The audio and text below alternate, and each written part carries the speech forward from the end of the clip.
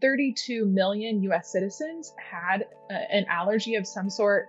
And of that total number, there's 5.6 million children that have that. So if you think about it, it's 1 in 13 kiddos. Yeah. If you want to get a little bit more personal, that's also about two kiddos in every classroom.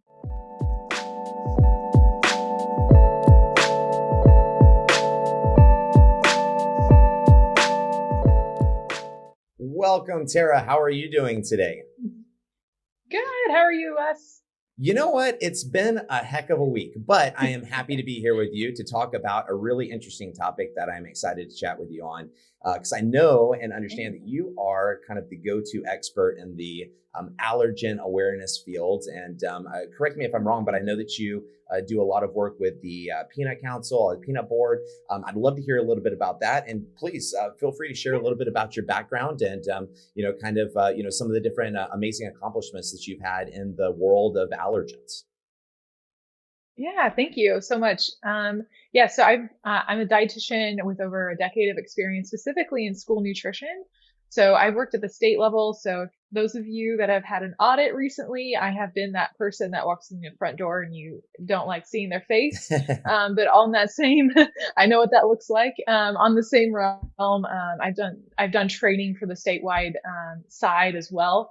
And then I worked at several local school districts being their dietitian, kind of helping managing the whole operation of school food service. So I've seen a lot of different things, and now I work with nonprofits and the industry side almost. So I've seen about every angle you can think of in terms of school nutrition. And with those experiences, I've also been able to see a ton of different size of schools. So we're talking about a 2,500 student enrollment all the way up to like 20,000. So a big range, a lot of different, cafeterias where they operate things. So that's always important to take into consideration, right, when we do an allergy management plan. So I enjoy it. I enjoy seeing schools and getting to know people and how they're handling these types of things and helping to accommodate their kiddos. That's really awesome. And then you have a consulting company now, and do you assist school districts with developing that type of an allergy management plan? Yes. So now I do have my own company, and I've seen just from when I was at a school district as a dietitian, that the amount of time that I spent helping our program run well and efficiently and effectively for our kiddos, especially those that have, a dietary need or accommodation to be made. There's just a lot to it. And so when I was thinking about what do I want to help people with the most, I thought this would be a good space, having been in that position. So I know how it feels to be overwhelmed. You're wanting to help these parents and these students, but also like, how do you juggle everything? So I do provide services of just like trainings, if a back to school training, like we're in the season right now, but I also do provide the service of coming in and just like taking that off of food service directors' hands or minds, trying to help them focus on those big goals. They always have these big goals of helping more kiddos, reaching more students, in elevating their program. So I just want to come alongside them and help them reach the goals that they have.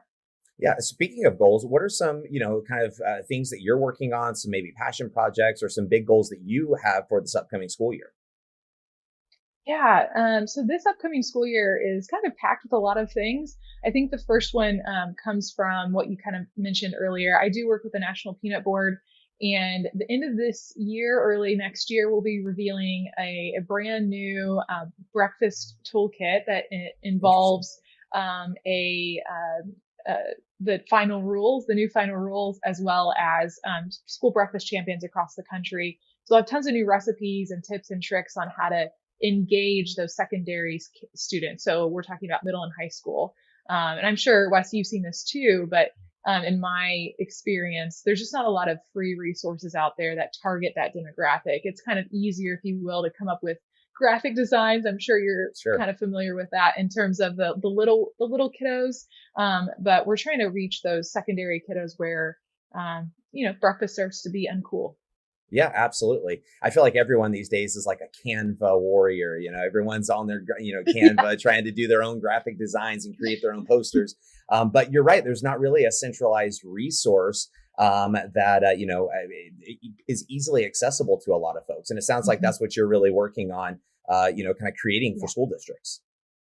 Yes, exactly. Like a turnkey toolkit. We even done like you said, talk about Canva. We've even created, we had a graphic designer like hand draw, social media elements or images that you could add to your menu.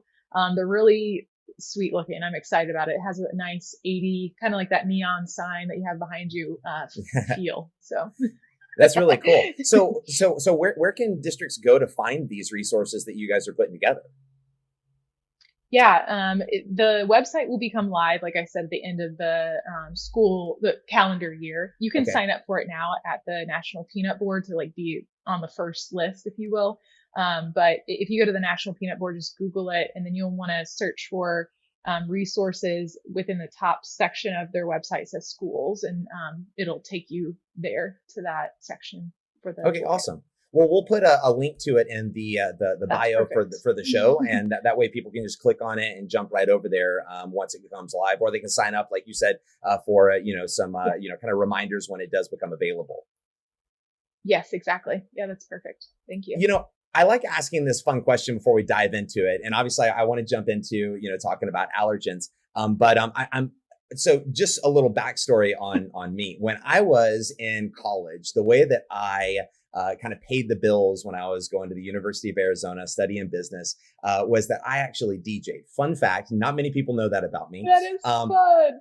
yeah, so I am still a big movie, or excuse me, a big song buff. I listen to a lot of music, very eclectic taste, and I love to ask people if you could pick a song to kind of summarize your life, your career. What would that song be for you? What's your theme song? Yeah, and I've been thinking about that. It's hard to pick one. I don't know how people pick one, but so I've been thinking about it. And the first two that come to my mind, one's going to be kind of old school. I'm sure you would think of that. I don't see you like, going and DJing this song, but would be It Is Well. It's a old hymn. That is one that's always been there, like my, very young as childhood. I have tons of good memories with that song, but it Hmm. does seem like a a lifestyle thing of just being content in the certain circumstances you have or are in. But the fun one that you will like more is, hopefully, I would love to hear your musicality thoughts on this song, is Mr. Blue Sky by Love it, ELO. love it. I love that song. There's so many cool elements to it, but I also love it. There's just a lot of good memories of my husband and I, being outside when it's nice, the windows down. And the song's about enjoying the day where you're at, Hmm. um, those are the top two that I can focus on. That's awesome. I love ELO. I mean, I was a big ELO. I was like one of those weird kids that like really loved like old classic rock when I was growing up, and ELO was like on the top of the list. Like I had their album on repeat, and yeah, it was like ELO and Rush and like all those like really good like Led Zeppelin. Like yeah, Yes. those were my jams. But Yes. I definitely approve of those music choices. Thank you. Yeah, my husband loves all of that. So we're actually going to an ELO concert for his birthday this fall. So it's like their last tour. So we're really excited about that experience. So That's um, amazing. yeah. So fun Really cool. fact, I guess. Well, thanks for Yeah. sharing that with me.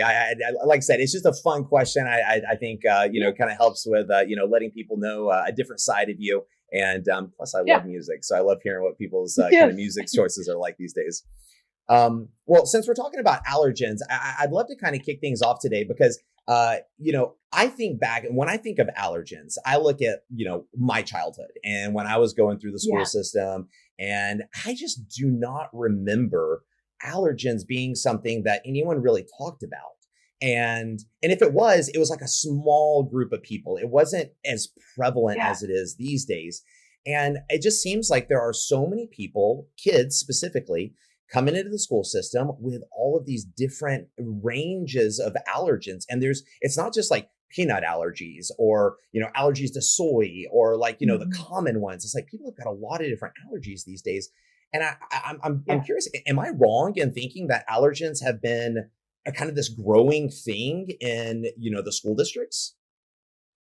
No, you're not wrong. They are growing allergies, and not just like you said, like one or two different allergens. We're talking about one student with like all nine. in in their diet. Like they're having to find foods that have all 9 allergens. And just so we're all on the same page, the big 9 are dairy, egg, soy, sesame, fish, shellfish, tree nuts, peanuts. Uh, did I say I had said soy? I'm forgetting the last one. There's one more. Um, that's bad. Wheat. I don't think I said wheat or gluten. Wheat. Yeah. So those, yeah. So those are the top ones that FDA has identified as having most people in our country having some kind of reaction to those 9, and that's why they're added on there. There's a ton of foods out there that do have allergy or an allergic response, but those are the biggest ones, and that's why they're kind of identified. And those are the allergens that food service establishments kind of need to accommodate people for. And so I was kind of like digging through some data to kind of help in terms of like, is this a big deal? And the most recent study that I have is from 2018. And the important thing that we could talk about here in a second is that this study looked at adult reported allergies. So that does make a big difference, right? So we're not Mm-hmm. talking about a doctor reporting them, but these are kind of like self-reported allergens. And so a little bit before 2018, they found that 32 million US citizens had an allergy of some sort. And of that total number, there's 5.6 million children that have that. So if you think about it, it's 1 in 13 kiddos. Yeah. If you want to get a little bit more personal, that's also about like about two kiddos in every classroom. So that's a lot of students, and that's just from 2018. That's the most recent that they've done that.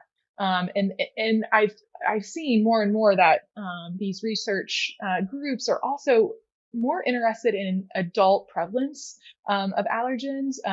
It seems that, and I'm one of these people, it seems that more and more too, adults are getting this like onset of an allergy, and that's kind of unique and rare. And so they're really digging deep into that in terms of like new studies to keep an eye out for.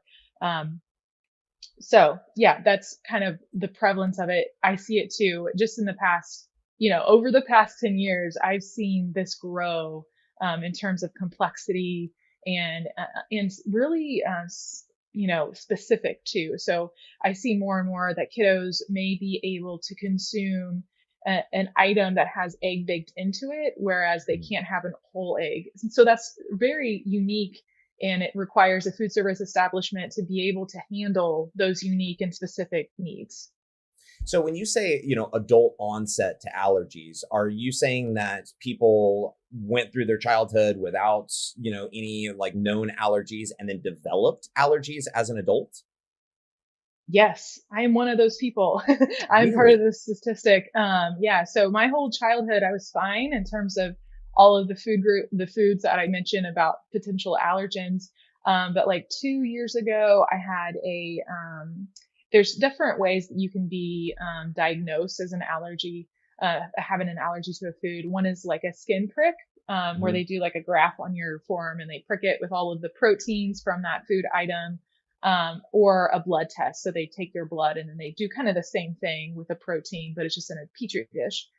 So I had my blood taken and they found that I had I have a very sensitive reaction to gluten and wheat.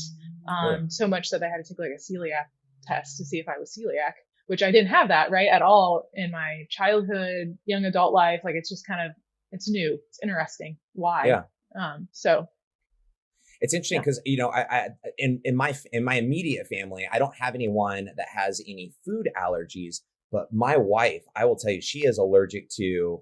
I mean, I joke that she's allergic to the outdoors because it seems like everything. It throws her allergy reaction off. And I mean, if the wind kicks Oh, up, or if we go, like we went camping not long ago to take the kids out, oh, and when we were in the woods, I mean, she could barely breathe. She was so stopped up, and she's had the full panels where they like prick her back like all these different yeah, times, and I don't know yeah. enough about all of that, but that's the closest that I've come to allergies. And so for a lot of people, I feel like if they don't have that immediate connection where either they themselves are one of those people that have an allergy or they have someone in their family that have allergies, they might not know how severe some of these allergies can Yeah. really be for people. Talk to me a little bit about kind of, if someone does have an allergy to, say, peanuts, and that individual has a Mhm. severe reaction, what are some of the potential consequences and what does that look like for someone? Yeah, and these are big questions, especially for you have a food service establishment that has this is their only business, right? It's a family business. It means a lot, all the way to like a school district that has all of these concerns that they have to take care of these children, which are legitimate, and we should be careful about it. So there are several different types of reactions. I'll start with the one you kind of mentioned. The most severe is called anaphylactic shock or Mm, anaphylaxis. You'll hear it different ways. But that is the most severe reaction that you could have. And that's where, if you've heard of an EpiPen or an epinephrine pen, that's where you need that kind of assistance to help these people, these students, out of the response. And so, what happens, just generally, is with an allergy reaction or response. It's essentially your body, your immune system noticing those proteins. So think of like the soy protein. Every item has this protein in it. I don't want to get too scientific and be boring, but your body notices this protein ingested in your body, and it starts to attack it. So if you think about mm, like poison ivy, when you step on that poison ivy or your skin's next to it, you automatically see this like rash if mm, you're allergic to it. And that's your body like immediately reacting, try to fight against it, trying to protect your body from whatever this outside foreign enemy, if you yeah. will do to it. And so in an anaphylactic response, it goes so far as that the person having this experience, their airway will shut up, like Mm, so it'll close, so they can't breathe. They'll get a higher heartbeat, like a faster heartbeat, and if epinephrine is not provided, the person could die. And we've seen that across the country in several different unfortunate news stories. And so that's why it's really important for school districts to have access to EpiPens because of this reason. And why it should be more of a concern is that every person, every student's going to react differently. So some people, based on the allergy that they're allergic to, it may take a minute or two, right? So it's a little bit slower. But then you have some individuals where it could be seconds. wow. It's seconds that it starts, and you have very little time to kind of help this person overcome this response. And that's why it's so important. And there's a lot of liability there for someone that's trying to serve Sure. good meals, right? So that is the most extreme case, and that's the one that most people kind of focus on. But there are other ones, and especially as students that are younger, they don't know how to use words yet. They don't understand what's going on. And so you will see rashes, upset stomach, maybe hives around the mouth. It doesn't always have to be around the mouth, but those are just an example. Kind of like you said, sneezing or kind of a stuffy nose type of a thing. Those are all reactions. Once again, every person's different, so it's hard to nail it every time. But you'll see kiddos that have start having these reactions young. They'll come up and say like, my tummy doesn't feel good, or my lips feel big and I can't feel them. Those are good signs that they're having a reaction to some kind of food that they just consumed. Oh my goodness. I mean, this seems like such a it just seems like such a severe and serious issue. And I talk to Yeah. districts all the time, and it seems like a lot of these districts either aren't preparing for this or they don't even really have it on their radar. And I mean, to my understanding, there's also only one state at the moment, which is the state of Illinois, which has recently mandated formal allergen training for all food handlers Mhm. in all industries, across retail, food Yeah. service, schools, and everything. And I guess the question that I have is, why are more people not talking about this, and why is this not being something that is promoted inside of our districts as being a serious thing that we need to train our folks on? And also, what would the training even look like? What are the steps for putting together kind of an allergy response plan for districts? Yeah, those are great questions. And, a lot of it, like, I don't want people to think that, I think food service directors or the school nutrition professionals are negligent and they don't care about their kids, because they do. And I know they Of do. course. I've seen it in their faces, right? Like, so that's what we're not saying that they are negligent. I think a lot of it comes down to, since COVID, we've had a very, kind of fluctuating environment, right? Like labor shortages, product issues. And all of these wear down on one person. Especially most school districts will have one person as the director, and so there's a lot of hats to juggle. They're trying to manage staff, they're trying to put claims in, they're doing all of these other compliance needs, and so it just hasn't bubbled up to the top of the list, especially in those smaller communities where everyone, right? Like you Right. just know them. So you kind of have that personal connection. And so I think that's a lot of it. Having spoken with a lot of school districts and food service directors, it's just something that they are concerned about, but they're not able to actually get their hands around it yet. They don't have the time or capacity to do it. And that's why I'm here, right? It should be something, because more and more I'm seeing more and more complex, like we talked about. Yeah. But in terms of training, really, we could talk about this in several levels. One part that I will say, and we can talk about in a second, is communication. Like that's the biggest Mm. thing here. It sounds really simple, but that is what makes this work in terms of a food allergy management plan. In terms of training, like a back to school training, talking about, the big nine with your staff is a good start. That helps them to be aware of it and to kind of understand that. But I like to really focus on what if, your main cafeteria manager that knows every student in the building, what if she or he gets sick or, is not with us for a week, for whatever reason that may be. Who's going to know? Who's going to be able to step up and make sure that these kiddos are fed safely and healthily, right? So Mhm. that's what I always think about in terms of training. Like how do I stack the bench, if you will? Yeah, absolutely. And I mean, one thing that just came to mind is, I feel like some of these districts that maybe don't have students that they are aware of that Mhm. have any known allergens at the moment. I feel like those are the districts that are kind of putting this off because it's not something that's Yeah. immediately relevant. There's more important things that they need to deal with. But it sounds like what you're Hmm. saying is, take the steps now and make sure that you're Yes. prepared for when it happens, as opposed to being reactionary to a problem. Let's respond to this issue that we have across the country, and let's put the things in place so that we have the tools available to our team should something ever happen or should we need those tools. Yeah. Thank you for explicitly stating that. That's exactly what I'm saying. And really it's not so much too, if you can think about it in this way, um, from that example you gave, like we're kind of assuming that no one in the community really, has, a personal connection with someone with an allergy in that, experience, which is common. That can happen, right?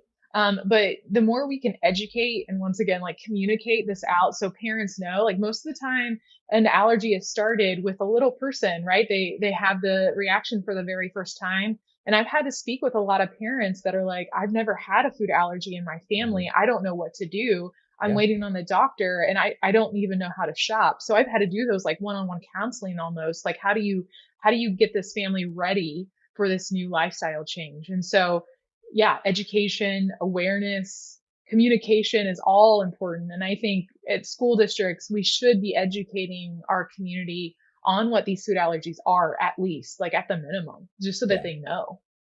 It's so interesting because you talk about communicating with like families and students, and really helping them navigate something that's brand new to them. As Mhm. a father, I've got two boys. I've got a 3-year old and a 5-year old.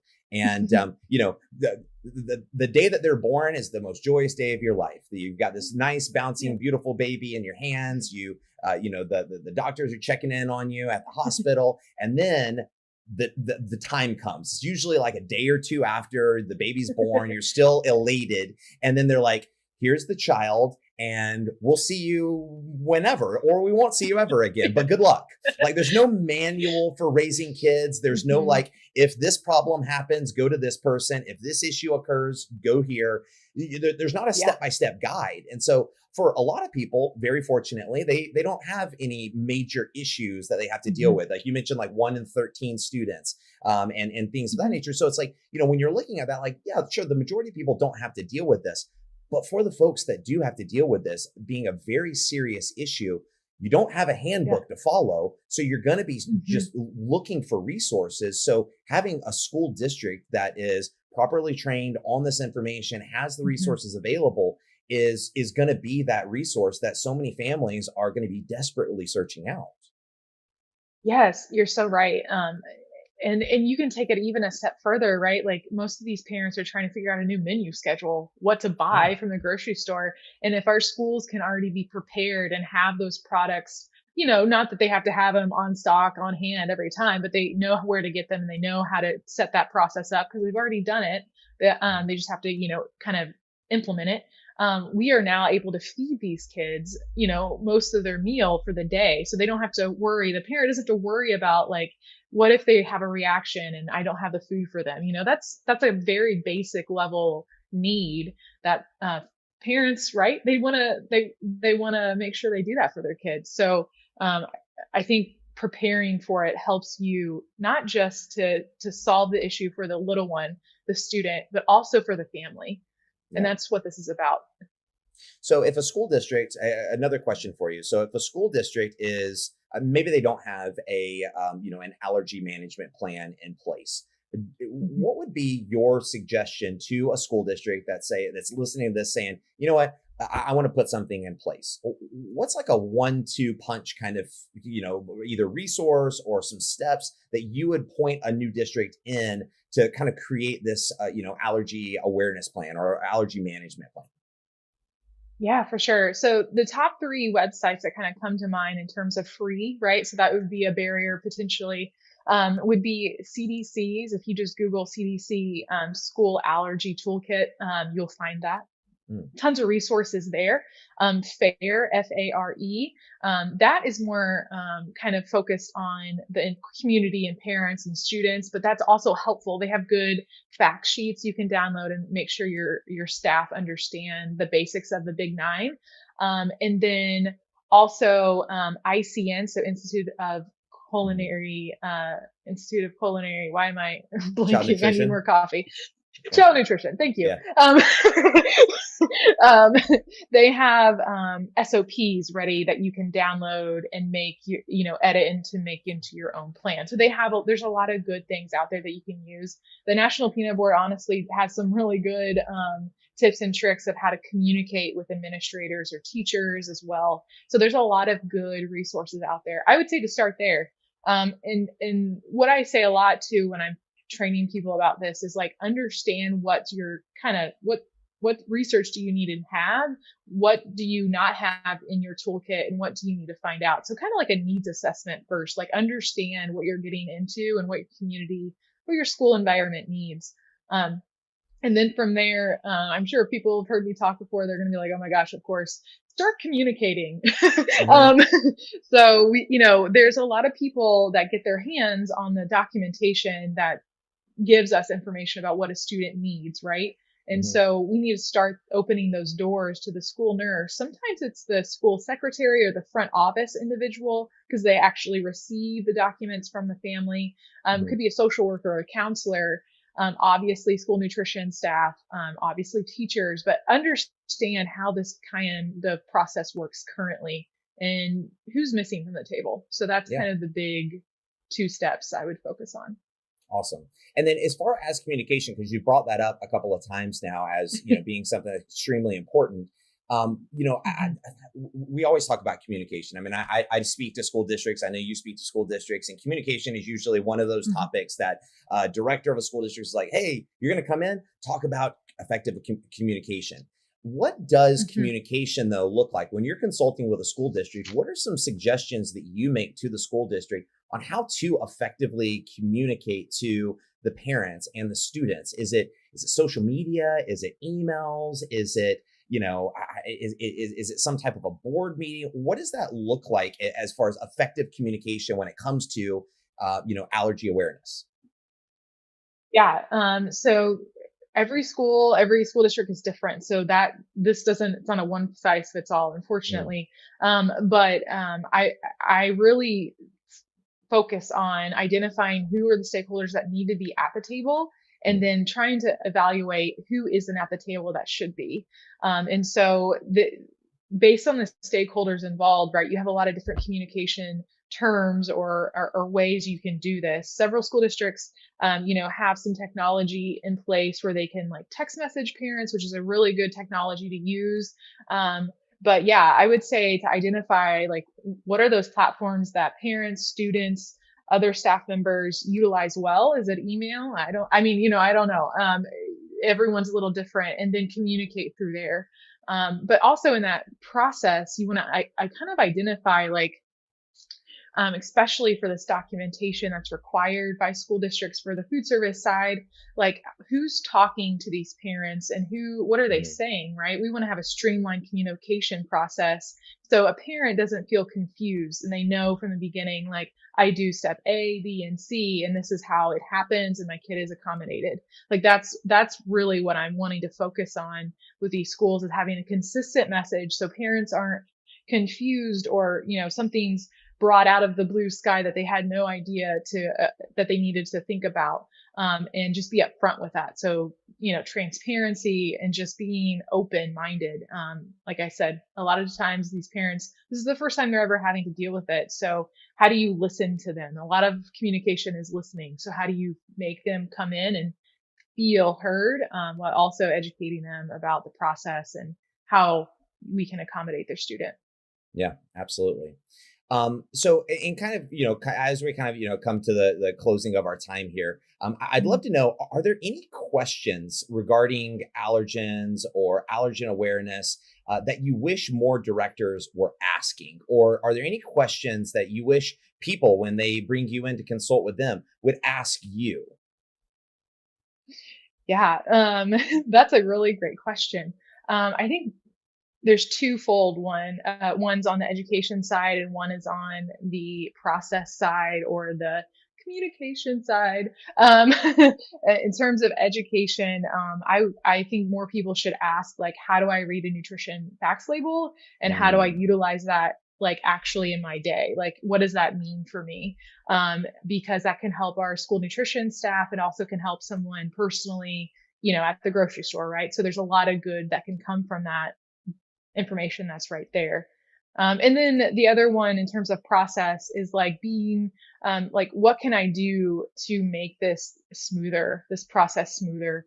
Who should I be thinking of? Those are the questions I wish people would really ask, because sometimes not like they're trying to forget someone. It's just there's more to the story than what we can see from our perspective. And if we're able to step back a bit and have a better idea of the holistic approach here, we can serve our kiddos better. absolutely. Absolutely. Well, Tara, thank you so much for having, coming on the show and chatting about allergens and sharing some of your amazing wisdom on the topic. Is there any parting words of wisdom, advice, anything that you'd like to leave our listeners and viewers with today, before we wrap things up? Yeah, thank you so much for having me on, Wes. I've really appreciated the chat and the time. I would say, I hear you, food service directors, school nutrition professionals. I've been there. I'm still in it with you in the thick of it.